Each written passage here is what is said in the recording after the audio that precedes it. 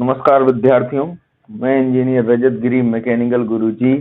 आज हम लोग अप्लाइड केमिस्ट्री के दूसरा चैप्टर तत्वों का वर्गीकरण में आगे की विषय वस्तु का अध्ययन करेंगे, जिसमें हमारा अगला टॉपिक है तत्वों के आधुनिक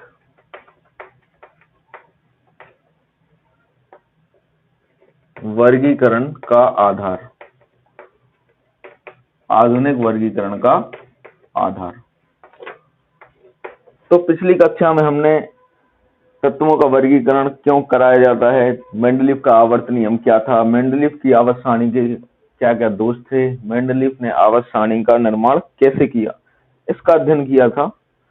अब हम पढ़ेंगे तत्वों के आधुनिक वर्गीकरण का आधार। तो आपको बताएं कि मेंडलीव की जो आवर्त सारणी थी उसमें कुछ दोष आ गए थे, उन दोषों को दूर किया गया। और दोष ये था कि जो हमारे तत्व हैं, तत्वों के भौतिक तथा रासायनिक गुण, उनके परमाणु क्रमांक के आवर्त फलक होते हैं। किसके आवर्त फलक होते हैं? परमाणु क्रमांक के आवर्त फलक होते हैं। लेकिन जो मेंडलीव थे, उन्होंने कहा था कि तत्वों के भौतिक तथा रासायनिक गुण उनके परमाणु भार के आवर्त फलक होते हैं। परमाणु भार के, ये मेंडलीव ने कहा था, लेकिन ये बात उनकी गलत सिद्ध हो गई। ये बात क्योंकि सिद्ध किसने की थी? ये मोजले करके वैज्ञानिक थे। मोजले ने मेंडलीव की आवर्त सारणी में संशोधन किया, और मेंडलीव का जो नियम था उसमें संशोधन ये किया कि तत्वों के भौतिक तथा रासायनिक गुण उनके परमाणु क्रमांक के आवर्त फलक होते हैं, ना कि परमाणु भार के। तो इस प्रकार से हमें एक आधुनिक आवर्त सारणी प्राप्त हुई। और इस आधुनिक आवर्त सारणी का जो नियम था वो था कि तत्वों के भौतिक तथा रासायनिक गुण उनके परमाणु संख्या के आवर्त फलक होते हैं। और जैसे ही यह नियम लगाया गया, तो मेंडलीव की आवर्त सारणी के जितने भी दोष थे वो सारे क्या हो गए? दूर हो गए। क्योंकि ये नियम लगाते ही हाइड्रोजन का स्थान फिक्स हो गया, समस्थानिकों को एक ही जगह पर रखना सही सिद्ध हुआ, और असमान तत्वों को एक साथ रखा गया। क्यों? क्योंकि उनके परमाणु क्रमांक लगभग एक ही क्रम में थे। और समान तत्वों को अलग अलग रखा गया, तो ये बात भी सही हो गई कि भैया समान तत्वों को अलग अलग इसलिए रखा गया क्योंकि उनके परमाणु क्रमांक कैसे हैं? भिन्न भिन्न है। और उसके बाद जो एक दोष और था कि भारी तत्वों को हल्के तत्वों से पहले रखा, वो भी सही सिद्ध हो गया कि चलो भैया जो भारी तत्व है उनका परमाणु क्रमांक कम है, और जो हल्के तत्व है उनके परमाणु क्रमांक कैसा है? ज्यादा है। तो हम भारी तत्वों को पहले रख सकते हैं, हल्के तत्वों को कहाँ रख सकते? बाद में रख सकते हैं। तो मेंडलीव के जितने भी दोष थे वो इस नियम के लगते ही सारे के सारे दोष दूर हो गए। और नियम क्या था कि तत्वों के भौतिक तथा रासायनिक गुण उनके परमाणु क्रमांक के आवर्त फलक होते हैं। यह नियम था। यह नियम किसने दिया था? ये जरूरी है याद रखना, मोजले ने मेंडलीव की आवर्त सारणी में संशोधन किया। तो अब हम जानेंगे कि जो तत्व हैं, तत्वों की आधुनिक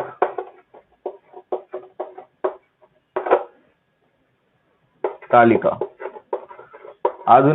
कह लेते हैं या हम आधुनिक सारणी कहते हैं, बात एक ही है। तत्वों की आधुनिक सारणी। तो आधुनिक आवर्त नियम में समान गुणों वाले तत्व थे वो इलेक्ट्रॉनिक विन्यास सिद्धांत के आधार पर थे। 2, 8, 18, 32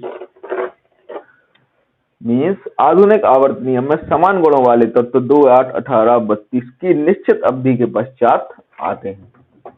आधुनिक आवर्त सारणी में जो तत्व थे समान गुणों वाले, वो इस इलेक्ट्रॉनिक विन्यास के आधार पर रखे गए हैं, जिससे स्पष्ट ये हो गया था कि आवर्त नियम और किसमें आवर्त नियम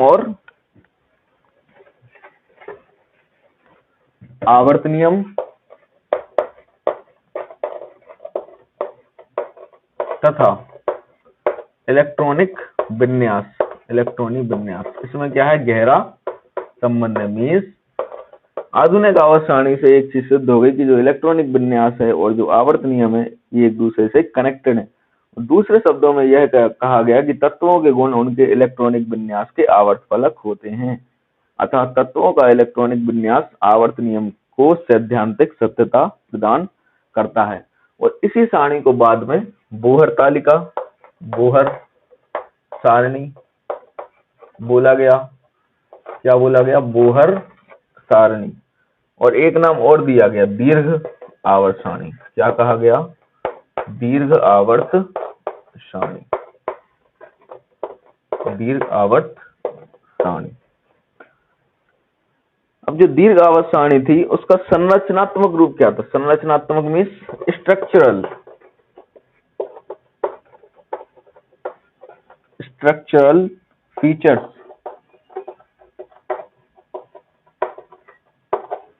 जो दीर्घ आवर्त सारणी थी उसका संरचनात्मक रूप ये था कि दीर्घ आवर्त सारणी में 7 क्षैतिज स्तंभ थे। 7 क्षैतिज क्या थे? सॉरी, क्षैतिज पंक्तियां 7। ऊर्ध्वाधर स्तंभ कितने थे? 18। तो 7 तो थी आपकी, 7 तो थे आपकी रो और 18 थे आपके कॉलम। और जैसा कि अभी हमने आपको थोड़ी देर पहले बताया था पिछली वीडियो में कि जो क्षैतिज पंक्तियां होती हैं इनको हम कहते हैं आवर्त, और जो ऊर्ध्वाधर स्तंभ होते हैं उनको हम क्या कहते हैं? वर्ग या समूह। तो ये याद रखना बहुत जरूरी है कि जो क्षैतिज पंक्तियां हैं उनको हम कहते हैं आवर्त, और जो ऊर्ध्वाधर स्तंभ है उनको हम कहते हैं वर्ग या समूह। तो 7 क्षैतिज पंक्तियों और 8 आवर्त समूह में 8 कॉलम में आवर्त सारणी को बांटा गया। और इलेक्ट्रॉनिक विन्यास के आधार पर, अब आधार किसको बनाया गया? आधार बनाया गया इलेक्ट्रॉनिक विन्यास को। इलेक्ट्रॉनिक विन्यास के आधार पर जो आपकी दीर्घ आवर्त सारणी है या जो आधुनिक आवर्त सारणी है उसको 4 भागों में बांटा गया। कितने भागों में? 4 भागों में बांटा गया,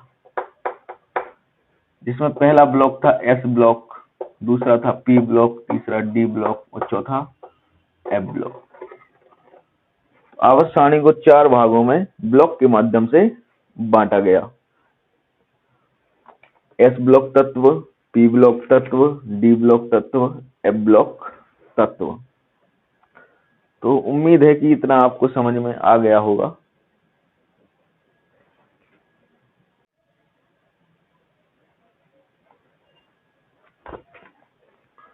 तो जो हमारी आवर्त सारणी थी उसको 4 भागों में बांटा गया, एस ब्लॉक तत्व, पी ब्लॉक तत्व, डी ब्लॉक तत्व, एफ ब्लॉक तत्व। तो सबसे पहले हम बात करेंगे एस ब्लॉक तत्व की। एस ब्लॉक तत्व, तो आपको बताएं कि एस ब्लॉक तत्वों में 2 समूह आते हैं। इस प्रकार से 2 समूह, समूह मतलब कॉलम। एस ब्लॉक 2 समूह थे, पहला समूह और ये था दूसरा समूह। और जो एस ब्लॉक तत्व थे इसमें वो उन तत्वों को रखा गया जिनका अंतिम कोश का इलेक्ट्रॉन किस कक्षा में जाता है? एस उप कक्ष में जाता है। अंतिम कक्ष का इलेक्ट्रॉन एस कक्षक में प्रवेश करता है, एस कक्षक में प्रवेश करता है। और इन तत्वों को कौन से तत्व बोले गए? इन तत्वों को बोले गए सामान्य तत्व, नॉर्मल, सामान्य तत्व कहा गया। इनका जो इलेक्ट्रॉनिक विन्यास था वो था ns की पावर 1 से 2। ये इनका इलेक्ट्रॉनिक विन्यास है। एस ब्लॉक के तत्व सामान्य तत्व कहलाए, और वो तत्व जिनका अंतिम कक्षा का इलेक्ट्रॉन एस कक्षक में जाता है वो तत्व किस श्रेणी में आते हैं? एस ब्लॉक श्रेणी में आते हैं। अब इसके 2 समूह थे। प्रथम समूह में किस किन को रखा गया? जो प्रथम वाला था इसमें रखा गया लिथियम को, सोडियम को, पोटेशियम को, रुबिडियम, सीजियम तथा फ्रांसियम। इसको हम अगर अपनी भाषा में पढ़ते हैं तो ऐसे पढ़ते हैं, याद करने के बाद, ली ना की रब से फरियाद, means lithium sodium potassium, rubidium, caesium, francium. इन तत्वों को पहले समूह में रखा गया। और आपको बताएं कि ये जो तत्व थे ये क्या थे? क्षार धातु। ये सभी तत्व थे क्षार धातु। कौन कौन से? ये सारे क्षार धातु होने के कारण। वो आपको बताएं कि एस ब्लॉक के तत्व हैं वो सभी धातु हैं, धातु। और जिसमें जो पहला समूह है वो कौन सी धातु है? क्षार धातु। और धातु है तो ये जो है ऊष्मा के, ये भी आपको याद रखना है, ऊष्मा और विद्युत के कैसे होंगे? ये सुचालक होंगे, ऊष्मा तथा विद्युत के सुचालक। तो इतना पर्याप्त है एस ब्लॉक तत्व को एस ब्लॉक के पहले समूह के तत्वों की जानकारी के लिए। और वहीं अगर हम दूसरे समूह की बात करें, इस वाले समूह की, दूसरे समूह की, तो दूसरे समूह में किन किन को रखा गया? बेरिलियम, मैग्नीशियम, कैल्शियम, स्ट्रेंशियम, बेरियम और रेडियम। इतने तत्वों को रखा गया। कौन कौन से? Beryllium, magnesium, calcium, strontium, barium और रेडियम। इनको दूसरे समूह में रखा गया, एस ब्लॉक के दूसरे समूह में। और जो इनमें से जो कुछ तत्व हैं वो हमें कहां से प्राप्त होते हैं? मृदा से प्राप्त होते हैं। कौन कौन से? जैसे कि कैल्शियम, स्ट्रेंशियम और बेरियम, ये तीनों तत्व हमें कहां से प्राप्त होते हैं? मृदा से। इसलिए इनको क्षारीय मृदा तत्व भी कहा गया। कौन से तत्व कहा गया? क्षारीय मृदा तत्व, क्षारीय मृदा तत्व कहा गया। और इसका इलेक्ट्रॉनिक विन्यास क्या था? इसका इलेक्ट्रॉनिक विन्यास था NS2। दूसरे समूह का, पहले समूह का इलेक्ट्रॉनिक विन्यास क्या था? NS1।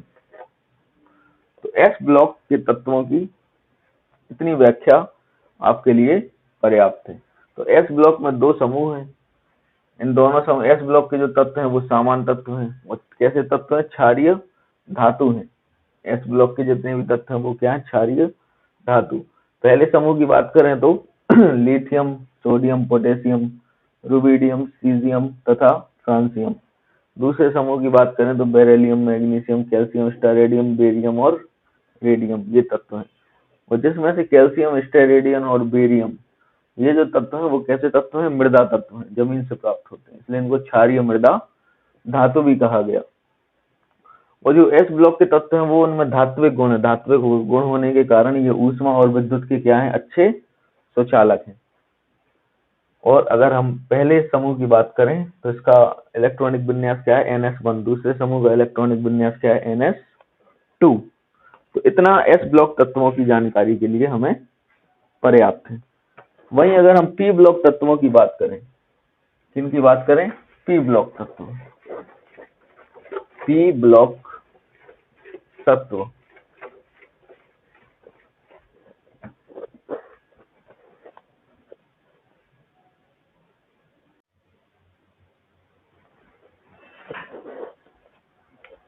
वहीं अगर हम पी ब्लॉक तत्वों की बात करें तो पी ब्लॉक जो है हमारा वर्ग 13 से वर्ग 18, कुल 6 वर्ग आते हैं।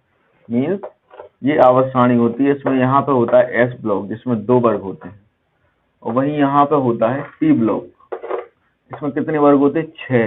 1 2 3 4 5 6। और कहाँ से कहाँ तक होते हैं? वर्ग 13 से लेकर वर्ग 18 तक। वर्ग पहला, वर्ग दूसरा। और जो बीच में जो वर्ग होते हैं यहाँ पर, इसमें होते हैं डी ब्लॉक के तत्व।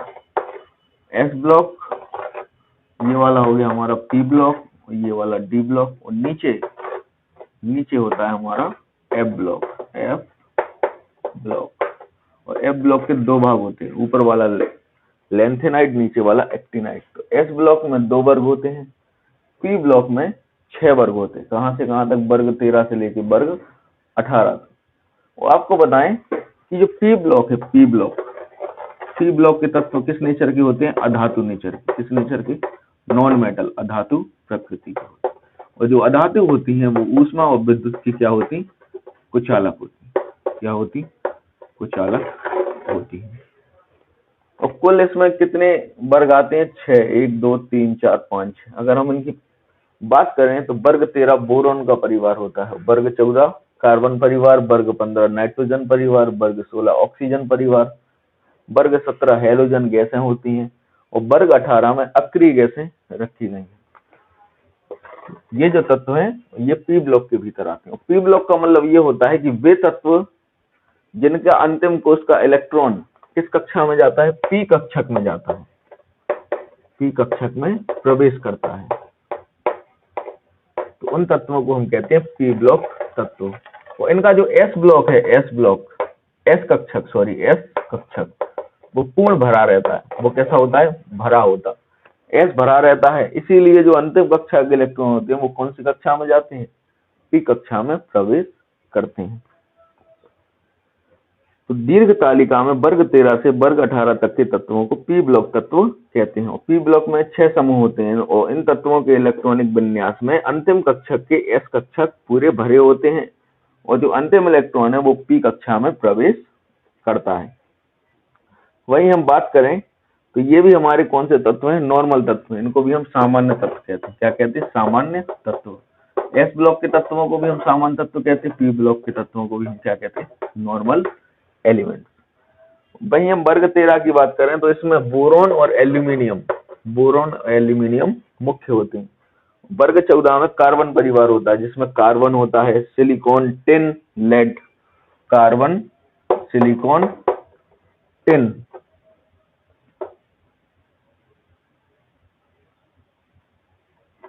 लेड, टिन मतलब Sn और लेड मतलब Pv, ये प्रमुख है। वही हम वर्ग 15 नाइट्रोजन परिवार की बात करें तो इसमें हमारा नाइट्रोजन, फास्फोरस, आर्सेनिक, बिस्मिथ इत्यादि प्रमुख हैं। और वहीं वर्ग 16 में ऑक्सीजन तथा सल्फर प्रमुख हैं, ऑक्सीजन और सल्फर। वहीं हम वर्ग 17 की बात करें तो इसमें हेलोजन गैसें आती हैं जैसे कि फ्लोरीन, क्लोरीन, ब्रोमीन, आयोडीन। और वर्ग 18 में हमारी अक्रिय गैसें आती हैं। अक्रिय गैसें कौन कौन सी हैं, helium, neon, argon, krypton, xenon, radon. तो ये हमारे सबसे अंतिम वर्ग में आती हैं अक्रिय गैसें, 18वें वाली। तो इतना पी ब्लॉक तत्वों के लिए पर्याप्त है। अगर आप इतनी नॉलेज रखते हैं तो इसका मतलब आपको आवर्त सारणी में पी ब्लॉक तत्वों का जानकारी अत्यधिक प्राप्त हो चुकी है। अब हम अगली वीडियो में पढ़ेंगे डी ब्लॉक तत्व कौन कौन से हैं और एफ ब्लॉक तत्व कौन कौन से हैं। धन्यवाद।